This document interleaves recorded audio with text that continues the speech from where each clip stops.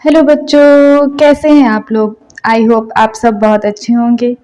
स्वागत है आपका अपने favourite YouTube channel Shri BMLS पाठशाला में। जैसे कि आप जानते हैं कि इस चैनल में हमने एनाटॉमी फिजियोलॉजी भी स्टार्ट कर दी है, जिसमें हमने रेस्पिरेटरी सिस्टम का फर्स्ट पार्ट कंप्लीट कर लिया है, जिसमें हमने रेस्पिरेटरी सिस्टम का मतलब उसकी बेसिक चीज़ें और इंट्रो, फंक्शन और स्ट्रक्चर ये सब देखा था। ठीक है, तो आज हम उसके आगे कंटिन्यू करेंगे, जिसमें हम मैकेनिज्म ऑफ ब्रीदिंग के बारे में देखेंगे। ठीक है, तो आज का हमारा टॉपिक क्या है वो पहले हम देख लेते हैं। हमारा टॉपिक क्या है, ब्रीदिंग, मतलब मैकेनिज्म ऑफ ब्रीदिंग। ब्रीदिंग की मैकेनिज्म क्या होती है, उसमें क्या क्या चीज़ें इन्वॉल्व होती हैं, उसमें कौन कौन से स्टेप्स होते हैं, वो सब कुछ आज हम कवर करने वाले हैं। ठीक है, तो देखते हैं पहले। सबसे पहले रेस्पायरेशन। रेस्पायरेशन होता क्या है, वैसे इसके जो फर्स्ट लेक्चर था उसमें मैंने बताया था कि रेस्पायरेशन क्या है, उसकी प्रोसेस मतलब वो क्या क्या क्या है, लेकिन आज हम इसको डिटेल में पढ़ेंगे कि रेस्पायरेशन क्या है, उसकी मैकेनिज्म क्या है और उसके अंदर कौन कौन से स्टेप्स होते हैं, वो सारा कुछ कवर करेंगे। सबसे पहले देखते हैं the term respiration means the exchange of gases between the body cell and the environment. Respiration क्या होता है, इसमें गैसेस का एक्सचेंज होता है, जिसमें एक्सचेंज में क्या होगा, हम O2 गैस लेते हैं, फिर उसको हम इनहेल करते हैं अंदर, इनहेल करने के बाद उसका ट्रांसपोर्ट का मतलब उसका एक्सचेंज होता है गैस, तो उसका गैस का एक्सचेंज होने के बाद उसको हम जो CO2 गैस होती है उसको हम बाहर रिलीज कर देते हैं। तो ये जो प्रोसेस होती है इसको हम रेस्पायरेशन कहते हैं। और कल मैंने बताया था जो रेस्पायरेशन है वो एक फिजिको केमिकल प्रोसेस है। ठीक है, तो उस फिजिकल में कौन कौन से प्रोसेस आते हैं, केमिकल में कौन कौन से प्रोसेस आते हैं, वो मैंने कल बताया था। आज भी हम ये देखेंगे कि इसमें कौन कौन से प्रोसेस होते हैं और कैसे होते हैं, वो भी हम देखेंगे डिटेल में। तो वैसे तो जो रेस्पायरेशन होते हैं उसमें टू मेन प्रोसेस इन्वॉल्व होती है। एक होता है ब्रीदिंग, हम जो नॉर्मली गैस को इनहेल करते हैं और एक्सहेल करते हैं वो, और एक्सचेंज ऑफ गैसेस, जो वो गैस हमने ली है उसका एक्सचेंज कैसे हुआ, एक एक्सटर्नल लेवल पे और इंटरनल लेवल पे, ये कैसे होता है, क्या होता है, वो हम देखने वाले हैं। ये जो प्रोसेस है ब्रीदिंग, एक्सचेंज ऑफ गैसेस, ये दो मेन प्रोसेस होती हैं और इसमें एक थर्ड प्रोसेस भी होती है जिसको हम ट्रांसपोर्ट ऑफ गैसेस बोलते हैं, वो भी रेस्पायरेशन का ही पार्ट है। उसको हम नेक्स्ट लेक्चर में कवर करेंगे। ठीक है, फिर आज हम ये क्या होता है और एक्सचेंज ऑफ गैसेस क्या होता है उसको हम डिटेल में देखते हैं। पहले हम इसका एक ओवरव्यू ले लेते हैं डायग्राम के थ्रू, उसके बाद हम डिटेल में इसको समझेंगे। चलिए एक बार देखते हैं। तो सबसे पहले क्या है रेस्पायरेशन। रेस्पायरेशन क्या है, मैंने बताया था respiration is a physico chemical process. ठीक है, सबसे पहले क्या होता है, एटमॉस्फेयर में O2, CO2 और नाइट्रोजन गैसेस होती हैं, ये सारी गैसेस होती हैं जिसको हम अंदर लेते हैं इंस्पायर्ड एयर के थ्रू, मतलब इंस्पायरेशन के थ्रू। उसके बाद जब हम इन गैसेस को एयर मतलब ये एयर को हमने अंदर लिया तो यहाँ पे होता है डिफ्यूजन ऑफ गैसेस। सबसे पहले जो हम ये एयर को अंदर लेना और छोड़ना, ये जो मेन प्रोसेस होती है उसको हम ब्रीदिंग या वेंटिलेशन बोलते हैं। ये फर्स्ट प्रोसेस होती है किसकी, रेस्पायरेशन की। सेकेंड प्रोसेस में क्या होता है, ये जो एल्वेलाई है और ब्लड कैपिलरी है, इसकी जो लेयर्स होती हैं इसके बीच में डिफ्यूजन ऑफ गैसेस होता है और एक्सचेंज ऑफ गैसेस मतलब बोल सकते हैं। ठीक है, तो ये जो एक्सचेंज ऑफ गैसेस होता है ये एक्सटर्नल रेस्पायरेशन होता है। ठीक है, ये बाहर की एयर आई, बाहर से एयर आई एल्वेलाई पे, एल्वेलाई से फिर ये जो हमारी एंडोथेलियम है ब्लड कैपिलरी की और एल्वेलाई की, उन लेयर के बीच में जो डिफ्यूजन होता है गैसेस का उसे हम एक्सटर्नल रेस्पायरेशन कहते हैं, जो रेस्पायरेशन का सेकेंड प्रोसेस है, मतलब सेकेंड स्टेप होता है। फिर दूसरा क्या है, ये जो O2 आई इसका हम फिर ट्रांसपोर्ट करते हैं किसमें, हार्ट में, हार्ट से जाकर के फिर ये किसमें आएगा हमारा ब्लड कैपिलरी में। यहाँ पे जो थर्ड प्रोसेस होती है वो होता है ट्रांसपोर्ट ऑफ गैसेस। गैसेस का ट्रांसपोर्ट कैसे होगा, CO2 गैस का और O2 गैस का दोनों का। ठीक है, यहाँ पे उसके बाद हम इसकी जो फोर्थ प्रोसेस होती है फिर उसमें होता है डिफ्यूजन ऑफ गैसेस। यहाँ पे जो डिफ्यूजन ऑफ गैसेस हो रहा था वो एक्सटर्नल लेवल पे हो रहा था, यहाँ पे एक्सटर्नल रेस्पायरेशन होता है। और लेकिन जब यहाँ पर जो डिफ्यूजन ऑफ गैसेस होता है वो टिश्यू और ब्लड कैपिलरी के बीच होता है, इस डिफ्यूज़न को या इस एक्सचेंज ऑफ गैसेस को इंटरनल रेस्पिरेशन कहते हैं। मतलब जब जो डिफ्यूजन ऑफ गैसेस होता है वो एल्वोलाई और ब्लड कैपिलरी के बीच में होता है, उसे हम एक्सटर्नल रेस्पिरेशन, और जब गैसेस का डिफ्यूजन ब्लड कैपिलरी और टिश्यू के बीच में होता है उसे हम इंटरनल रेस्पिरेशन कहते हैं। जो क्या है, ये रेस्पिरेशन की फोर्थ प्रोसेस होती है। इसके बाद फिफ्थ प्रोसेस में क्या होता है, सेलुलर रेस्पिरेशन। ये जो O2 आई, फिर उसका ब्रेकडाउन कैसे हुआ, कैसे क्या मैकेनिज्म होती है सेल के अंदर, मतलब टिश्यू के अंदर एक, वो सब ये जो प्रोसेस होती है उसको हम सेलुलर रेस्पिरेशन बोलते हैं। जो सेलुलर रेस्पिरेशन होता है वो फिफ्थ प्रोसेस होता है रेस्पिरेशन का।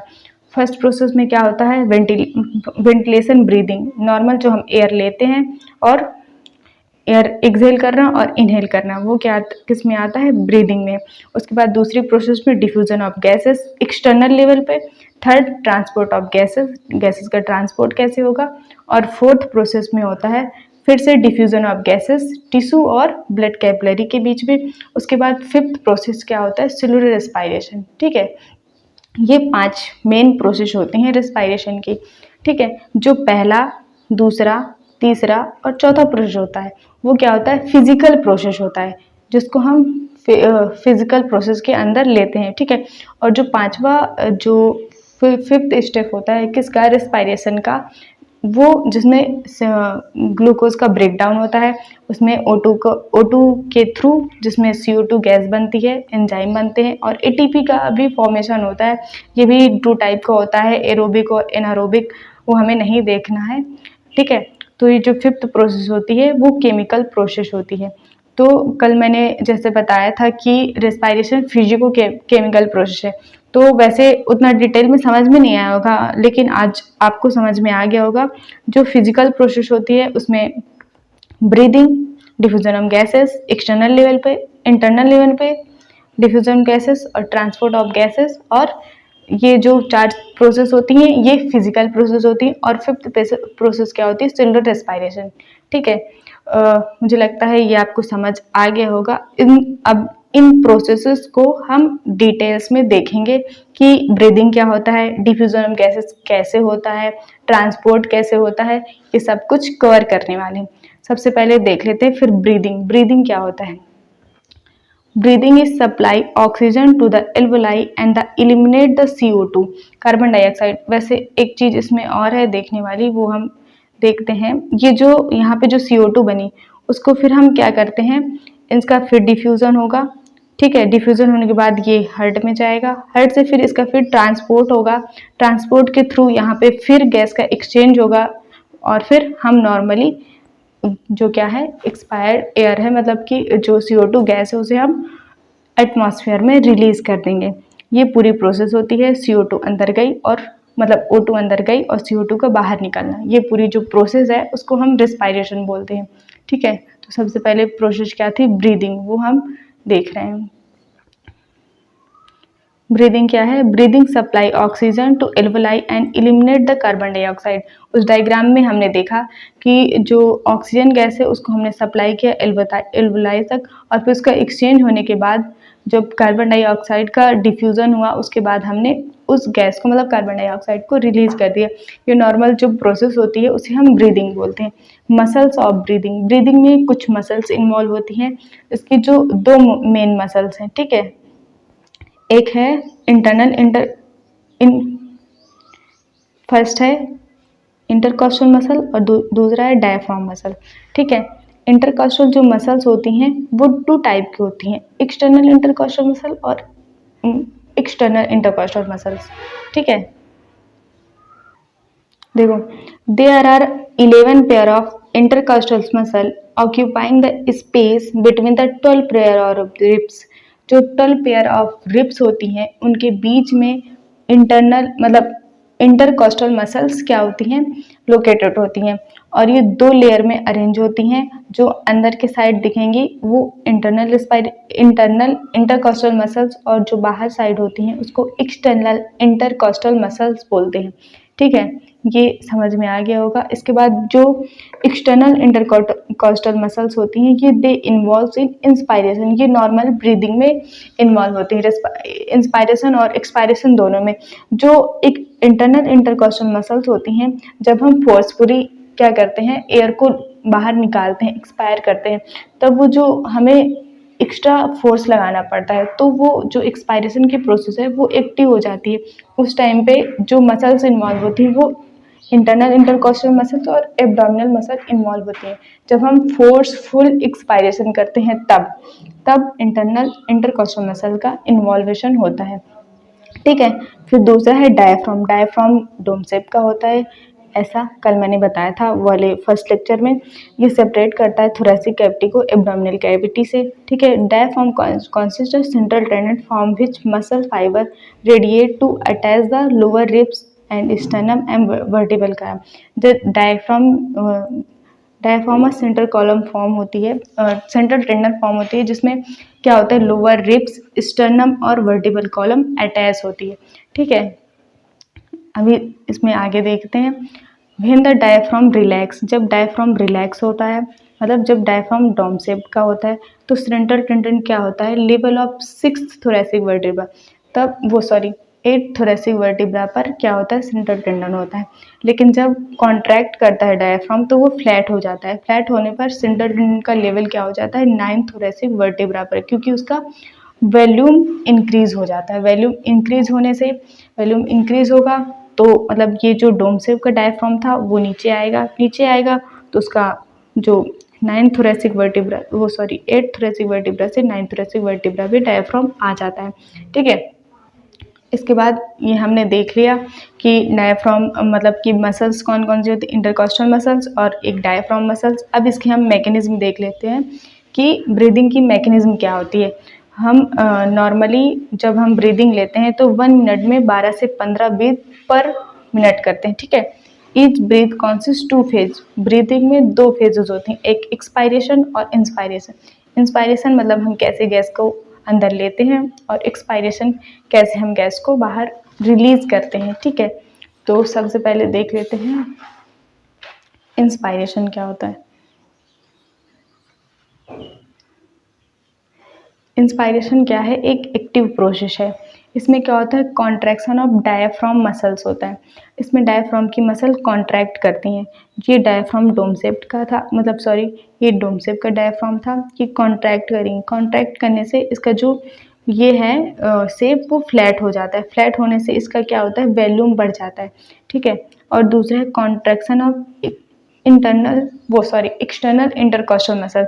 इसमें एक्सटर्नल इंटरकॉस्टल मसल का डायफ्राम, जो एक्सटर्नल इंटरकॉस्टल मसल्स है वो भी कॉन्ट्रैक्ट करती हैं और डायफ्राम मसल भी कॉन्ट्रैक्ट करती हैं, जिससे क्या होता है, टोटल थोरेसिक वॉल्यूम क्या होता है, इंक्रीज हो जाता है। जब कॉन्ट्रैक्ट करें, जाहिर सी बात है इंक्रीज होगा क्या, थोरेसिक वॉल्यूम। अगर वॉल्यूम इंक्रीज होगा तो जो प्रेशर है वो डिक्रीज होगा। हमने नॉर्मली फिजिक्स का कॉन्सेप्ट पढ़ा है कि वॉल्यूम जो होता है इन्वर्सली प्रोपोर्शनल टू प्रेशर होता है। अगर वॉल्यूम बढ़ेगा तो प्रेशर कम होगा। अगर प्रेशर कम है हमारे लंग्स में और एटमॉस्फेयर में प्रेशर क्या है, एयर का ज़्यादा है, तो एटमॉस्फेयर से लंग्स क्या आएगी, एयर आएगी, अंदर आएगी और इंस्पायरेशन की प्रोसेस होगी। ये जो है इंक्रीज थोरेसिक वॉल्यूम, ठीक है, एंटीरियर पोस्टीरियर एक्सिस और डॉर्सोवेंट्रल एक्सिस, ये कैसे होता है वो एक बार देखते हैं। ठीक है। ये हमारा मेन थोड़ा समझ लेते हैं। ये मान लीजिए लंग्स है। ठीक है। मतलब ये और एक मिनट, ये हमारा डायफ्राम है। ठीक है।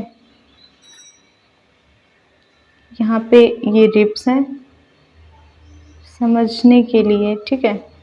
और जब ये कॉन्ट्रैक्ट करता है डायफ्राम तो ये फ्लैट हो जाता है। ठीक है। और जब एक्सटर्नल इंटरकॉस्टल मसल्स कॉन्ट्रैक्ट करती हैं तो ये ऊपर की ओर लिफ्ट होती हैं, इस टाइप से ऊपर लिफ्ट हो जाएंगी, जिससे ये जो हमारा स्टर्नम है ये भी ऊपर की ओर लिफ्ट हो जाता है।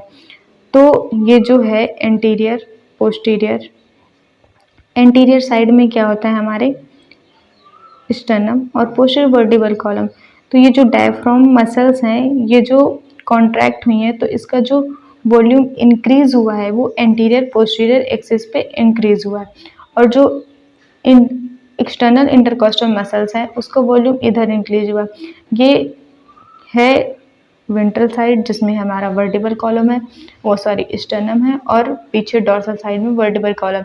तो इन दोनों के बीच में जब थोरेसिक वॉल्यूम इंक्रीज होगा, ये कौन सा एक्सिस है, डॉर्सो वेंट्रल एक्सिस है। आई होप आप समझ गए होंगे इंटीरियर पोस्टीरियर एक्सिस में कैसे वॉल्यूम का इंक्रीज हुआ है और डॉर्सो वेंट्रल एक्सिस कैसे लिखा हुआ है। ठीक है, जब हमारी एक्सटर्नल इंटरकॉस्टल मसल्स क्या करती हैं, कॉन्ट्रैक्ट करती हैं, तो ये ऊपर की ओर लिफ्ट अप होती हैं। लेकिन जब इंटरनल इंटरकॉस्टल मसल जब क्या करती हैं, कॉन्ट्रैक्ट करती हैं, वो तो नीचे की ओर लिफ्ट होती हैं। वो हमारा किस में होता है, फोर्सफुल जब हम एक्सपायरेशन करते हैं तब। ठीक है, ये फिर समझ में आ गया होगा। कॉन्ट्रैक्ट करेंगे क्या, डायफ्राम मसल, फिर कॉन्ट्रैक्ट करेंगे एक्सटर्नल इंटरकॉस्टल मसल। इन दोनों के कॉन्ट्रैक्ट होने से टोटल जो लंग का थोरेसिक वॉल्यूम है वो बढ़ जाएगा। ठीक है, जिससे प्रेशर कम हो जाएगा। प्रेशर एटमॉस्फेयर में ज़्यादा है, ठीक है, एटमॉस्फेयर में प्रेशर ज़्यादा है, लंग्स में कम है, तो जो एयर का फ्लो होगा एटमॉस्फेयर से लंग में होगा और इंस्पायरेशन की प्रोसेस पूरी हो जाएगी। ठीक है, अब एक्सपायरेशन कैसे होता है वो देख लेते हैं। एक्सपायरेशन क्या होती है, एक पैसिव प्रोसेस होती है। जब हम इंस्पायरेशन करते हैं तो वो एक्टिव प्रोसेस होती है और उसमें कॉन्ट्रैक्शन होता है। और जब हम एक्सपायरेशन करते हैं तो इसमें रिलैक्सेशन होता है, मतलब कि यहाँ पे डायफ्राम जो होता है वो डोम शेप में होता है, रिलैक्स कंडीशन में होता है, और जो एक्सटर्नल इंटरकॉस्टल मसल्स है वो भी रिलैक्स होती हैं। ठीक है, उसमें कुछ भी नहीं होता। तो जिससे क्या होगा, इसका वॉल्यूम क्या होगा, डिक्रीज हो जाएगा। जाहिर सी बात है, ये कॉन्ट्रैक्ट है, रिलैक्स है, तो यहाँ का जो वॉल्यूम है वो डिक्रीज होगा। डिक्रीज होगा तो यहाँ का प्रेशर बढ़ेगा, प्रेशर बढ़ेगा तो फ्लो ऑफ एयर, जो प्रेशर ज़्यादा किस में है, अंदर लंग्स में ज़्यादा है और एटमॉस्फेयर में कम है, तो जो फ्लो ऑफ एयर क्या होगा, लंग्स टू एटमॉस्फेयर, लंग्स से जो एयर है वो बाहर एक्सपायर हो जाएगी। ठीक है, बाहर मतलब कि हमारे माउथ के थ्रू, मतलब सॉरी नोज के थ्रू बाहर हम जो है एक्सपायर कर देंगे एयर को। ठीक है, इसमें मेन चीज़ याद रखने वाली है, देखिए इसमें क्या होता है, रिलैक्सेशन होता है किसका, डायफ्राम मसल का, और रिलैक्सेशन होता है एक्सटर्नल इंटरकॉस्टल मसल का, जिससे क्या होता है, डिक्रीज हो जाता है तो टोटल थोरेसिक वॉल्यूम डिक्रीज होगा तो प्रेशर इंक्रीज होगा, प्रेशर इंक्रीज होगा तो अंदर प्रेशर क्या होगा, ज़्यादा होगा, एटमॉस्फेयर में कम होगा, जिससे एयर का जो फ्लो होता है लंग्स से एटमॉस्फेयर में होता है, जिससे हम एयर को रिलीज कर देते हैं किसमें, एटमॉस्फेयर में। ठीक है, इंस्पायरेशन हमने देख लिया क्या होता है। ठीक है, ब्रीदिंग की मैकेनिज्म अच्छे से जान ली कि ब्रीदिंग की मैकेनिज्म इंस्पायरेशन एक्सपायरेशन। ठीक है, इंस्पायरेशन कैसा है, एक्सपायरेशन कैसा है, और एक थर्ड प्रोसेस होती है जिसे हम कहते हैं forced full expiration. Forced full expiration क्या होता है, वो पैसिव प्रोसेस होती है जिसमें इंटरनल इंटरकॉस्टल मसल्स और एब्डोमिनल मसल्स क्या होती हैं, इन्वॉल्व होती हैं। ठीक है, ये ब्रीदिंग खत्म हो गया, फर्स्ट पार्ट हमने कंप्लीट कर लिया, ब्रीदिंग क्या होता है। फिर दूसरा है एक्सचेंज ऑफ गैसेस, गैसेस का एक्सचेंज कैसे होता है। ठीक है, alveoli are the primary site of exchange of gases also occur between the blood and tissue. जो एक्सचेंज ऑफ गैसेस है उसमें प्राइमरी किस में होता है, एल्वुलाई में। हमने देखा था जो हमने ओवरव्यू में जो डायग्राम देखा था उसमें हम देखा था 2 बार डिफ्यूजन हो रहा था, 2 बार गैस का एक्सचेंज हो रहा था, एक एल्वुलाई लेवल पर और दूसरा टिश्यू पर। ठीक है, तो 2 जगह होता है एक्सचेंज ऑफ गैसेस। ठीक है, oxygen and carbon dioxide are exchange in their side by the simple diffusion mainly based on the pressure and concentration gradient. मैंने बताया था जो एक्सचेंज ऑफ गैसेस है वो सिंपल डिफ्यूजन के थ्रू होता है, इसमें कोई एक्स्ट्रा मैकेनिज्म नहीं होती है, सिंपल डिफ्यूजन के थ्रू ही जो गैसेस का एक्सचेंज है वो होता है। किसमें ये बेस्ड किसमें करता है, प्रेशर ग्रेडियंट में। इसमें हम पार्शियल प्रेशर देखते हैं ऑक्सीजन का और कार्बन डाइऑक्साइड का, जिसका ज़्यादा होता है मतलब हम प्रेशर के हिसाब से गैसेस का एक्सचेंज होता है। Solubility of gases and thickness of the membrane and also important factor that affect the role of diffusion. मतलब सॉल्युबिलिटी ऑफ गैसेस, गैस की सॉल्युबिलिटी किसकी ज़्यादा है, थिकनेस कैसी है मेम्ब्रेन की, ये सब क्या है, ये सारे फैक्टर्स इन्वॉल्व होते हैं डिफ्यूजन ऑफ गैसेस के लिए। ठीक है,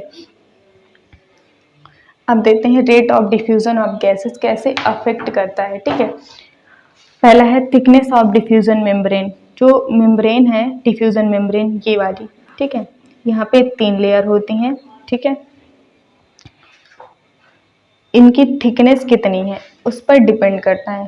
ठीक है, रेट जो होती है डिफ्यूजन की वो इन्वर्सली प्रोपोर्शनल टू थिकनेस हो, थिकनेस जितनी ज़्यादा होगी रेट उतना ही कम होगा। और दूसरा है partial pressure of gases, gas का पार्शियल प्रेशर कितना है उस पर भी डिफ्यूजन ऑफ गैसेस क्या है, डिफ्यूजन ऑफ गैस डिपेंड करता है। ठीक है, ये कैसे डिपेंड करता है, अगर पार्शियल प्रेशर और सॉल्युबिलिटी ऑफ गैसेस ये दोनों डायरेक्टली प्रोपोर्शनल होते हैं रेट ऑफ डिफ्यूजन के। पार्शियल प्रेशर जिसका ज़्यादा होगा रेट ऑफ डिफ्यूजन उसका ज़्यादा होगा, सॉल्युबिलिटी जिसकी ज़्यादा होगी रेट ऑफ डिफ्यूजन भी उसका ज़्यादा होगा। जो सॉल्युबिलिटी है कार्बन डाइऑक्साइड की वो 20 से 25 टाइम हायर होती है ऑक्सीजन की, ये याद रखने वाली बात है। ठीक है, इसको स्टार बना के याद कर लीजिए। सॉल्युबिलिटी ऑफ कार्बन डाइऑक्साइड की जो सॉल्युबिलिटी है 20 से 25 टाइम क्या होती है, हायर देन द ऑक्सीजन।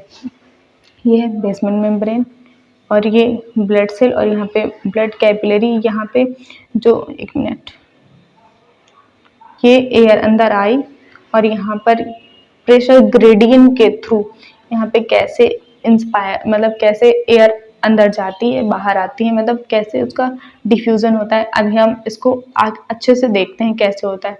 एक मिनट, हाँ, ये सबसे पहले एटमॉस्फेयर में जो ऑक्सीजन होती है वो कितनी होती है 159 mmHg। ठीक है, और CO2 का पार्शियल प्रेशर कितना होता है, ये पार्शियल प्रेशर है 0.3 mmHg। ठीक है, फिर ये किस में आती है, हम ड्यूरिंग इंस्पायरेशन लंग्स जब लेते हैं तब ऑक्सीजन का पार्शियल प्रेशर 159, CO2 का पार्शियल प्रेशर 0.3 होता है। ठीक है, जब एल्वेलाई होती हैं तो यहाँ पे जो ऑक्सीजन है उसका पार्शियल प्रेशर कम हो जाता है 149 और CO2 का पार्शियल प्रेशर ज़्यादा हो जाता है कितना एल्वेलस पे 40 mmHg। इसके बाद यहाँ पे गैस का एक्सचेंज होगा, मतलब ये O2 अंदर जाएगी।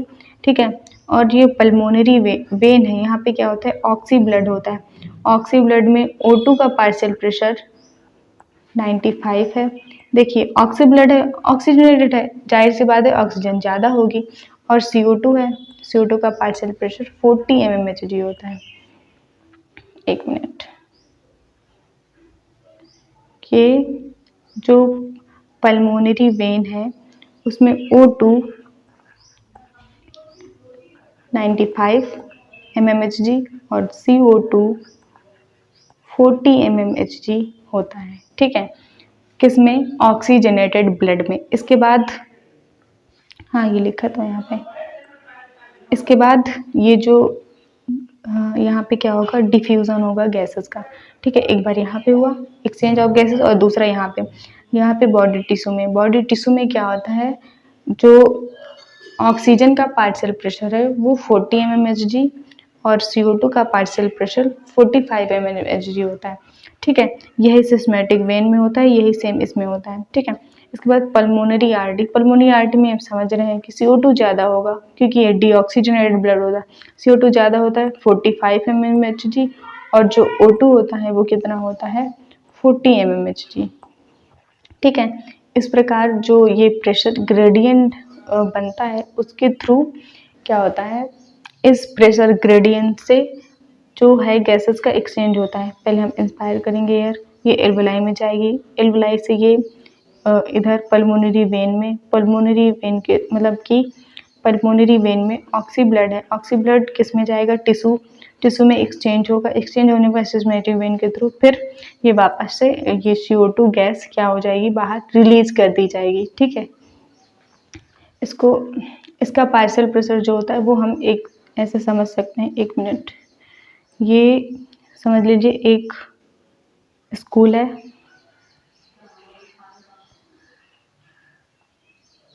ये गेट है, मेन गेट, और ये क्लास है, और ये क्लास का गेट है या खिड़की है, ठीक है। यहाँ पे बहुत सारे बच्चे बैठे हुए हैं, ठीक है।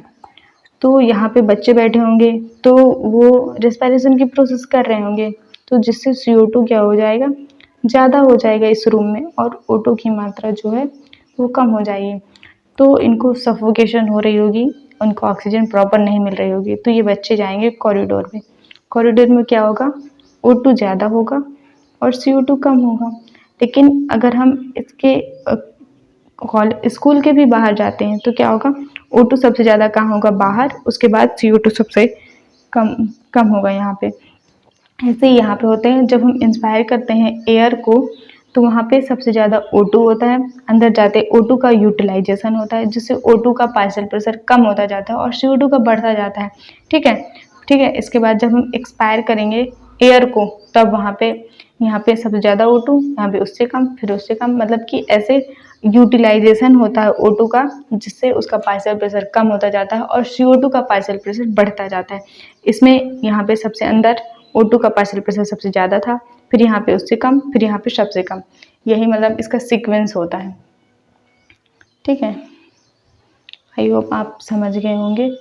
इसके बाद हमने सारा कुछ कवर कर लिया आज, जितना हमें करना था। पहला मसल मतलब कि ब्रीदिंग में मतलब रेस्पिरेशन में कौन कौन सी प्रोसेस होती है, एक ब्रीदिंग और एक्सचेंज ऑफ गैसेस। ब्रीदिंग की मतलब कि रेस्पिरेशन को हमने ओवरव्यू देखा।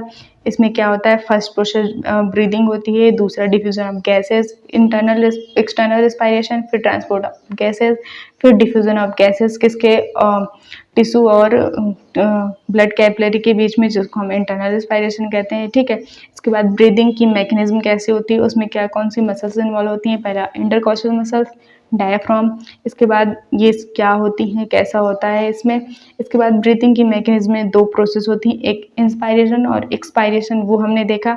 इसकी मैकेनिज्म देखी कैसे होती है, मैकेनिज्म इंस्पायरेशन और एक्सपायरेशन। इसके बाद एक्सचेंज ऑफ गैसेस, गैस का एक्सचेंज प्राइमरी एल्वोलाई में होता है और टिश्यू के बीच में होता है, ठीक है। जो एल्वोलाई के बीच में होगा वो एक्सटर्नल रेस्पिरेशन का पार्ट होगा, और जो टिश्यू के बीच में एक्सचेंज ऑफ गैसेस होता है वो इंटरनल रेस्पिरेशन होता है। ये प्रेशर ग्रेडियंट के थ्रू इसमें इसका गैस का एक्सचेंज होता है, जो हमने देखा एटमॉस्फेयर में प्रेशर अलग था, इसके बाद एल्वोलाई में अलग, फिर टिश्यू में अलग। इस प्रेशर ग्रेडियंट के थ्रू जो होता है गैस का एक्सचेंज होता है, ठीक है। आई होप आपको सारा कुछ समझ में आ गया होगा। अगर नहीं समझ में आए आप कमेंट कर सकते हैं, आपके सारे कमेंट का आंसर दिया जाएगा। और आपको अगर इसके हैंड रिटन नोट्स या इसका PDF चाहिए तो आप टेलीग्राम चैनल में ज्वाइन हो सकते हैं, ठीक है।